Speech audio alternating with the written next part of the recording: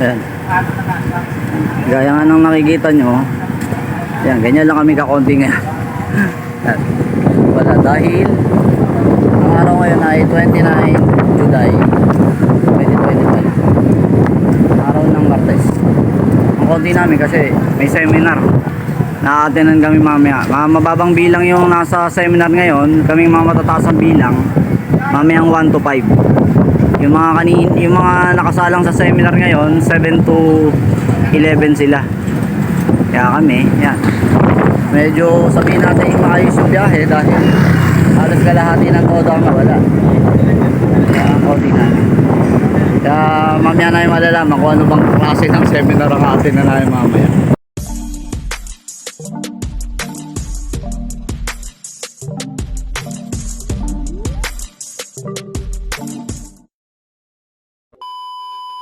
Okay. So, aayusin lang po natin, no? Siguro, i-leave na natin itong bakante kasi para medyo maluwag dito sa unahan. Okay, so mga sir na nasa likod, kung pwede po forward po tayo dito, fill up po natin yung bakanting upuan. Sige po. So, yun na nga, no? Yung inakala naming drug test, yung pala, seminar talaga tungkol sa tricycle regulations and road safety for tricycle drivers. Main objectives, road courtesy and safety. Pangalawa, traffic laws and regulations for tricycles. Pangatlo, common violations, fines and penalties. Pang-apat, road and safety tips.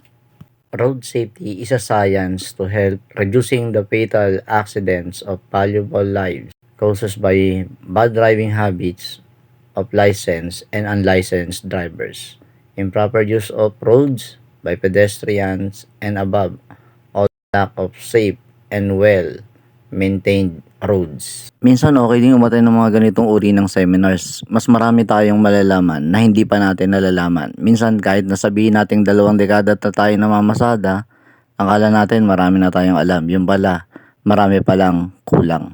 At kaya po pala nila inorganize yung ganitong uri ng seminar ay dahil sa tumataas at lumalalang accident sa pamamagitan ng tricycle at mga single na motor.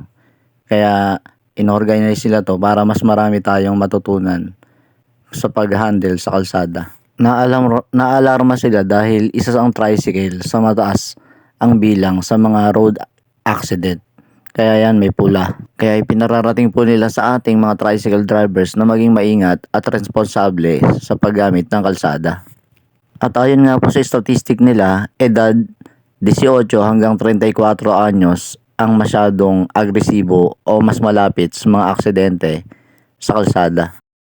At ayon nga sa speaker namin kanina, pinagbawal na nga talaga ang tricycles at pedicab sa mga highways kasi nakakapakaraming cause ng accident dulot ng tricycles at pedicab. At naglabas na nga ng memo ang mga kinaukulan ukol dito.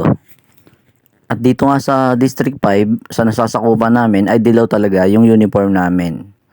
May kanya-kanyang kulay pala ang District 1, District 2, District 3, District 4, District 5. Akala ko noon, dilaw talaga lahat. Yung pala, depende sa distrito, malalaman kung anong kulay ng uniforme mo.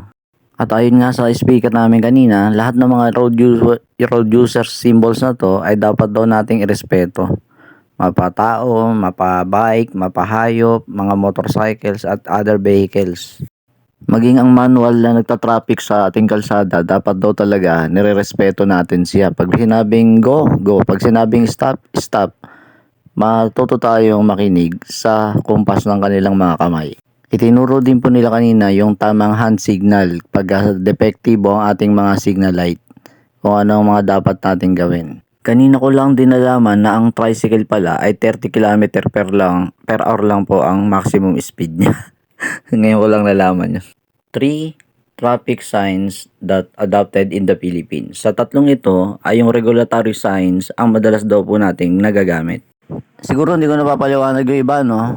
Sa mga hindi pa naka-attend ng seminar about sa tricycles o kaya motorcycle vehicles or other vehicles na tumatakbo rito sa Pilipinas, makabubuting umattend po kayo pag may patawag na ganito.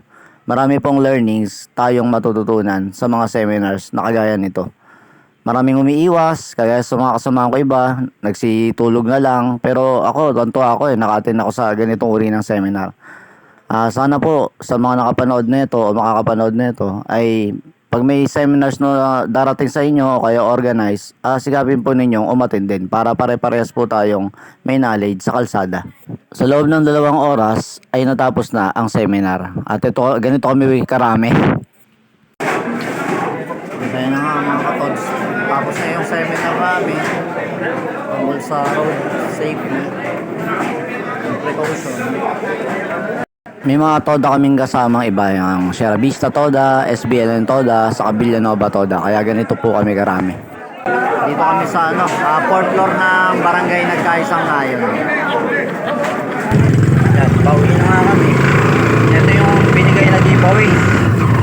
Matapos ang seminar yan, kasama yung sa tao. Ate yan. Uwi na kami. Biyahe na ulit. Salamat sa Diyos at maagang natakbo. Sabi nila, blood pressure kit. Check ko na lang ito mamaya sa bahan. Seminar. Ito na nga yung giveaways sa seminar. I-unbox na namin. Oximeter. Pulse oximeter.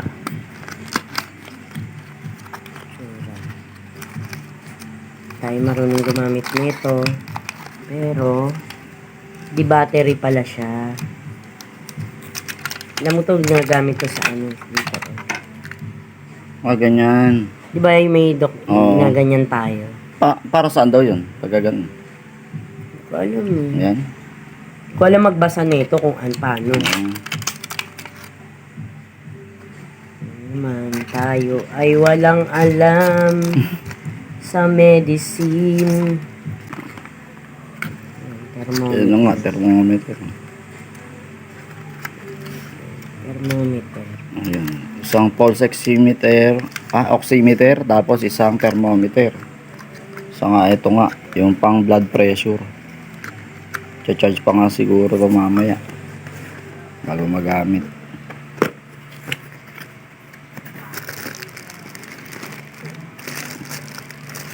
Ito yung sa Pang ipit sa braso? Kasi ito yung niya.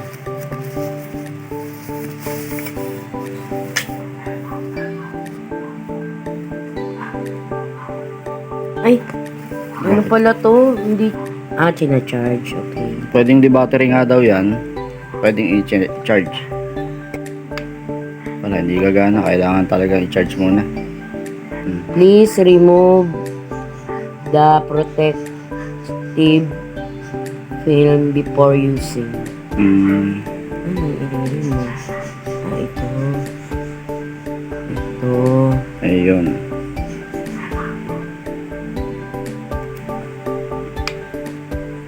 Walang gana. Balik muna natin. Binalik muna at hindi gagamitin. So yun lang mga katoda. Ayan yung mga nakuha natin sa seminar.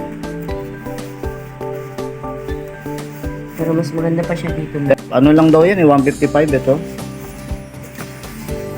Sa online. Ito. Oo. Tapos ewan ko lang tong dalawa na to kung magkano yung thermometer nasa 100 ba yan? Wala. Oo.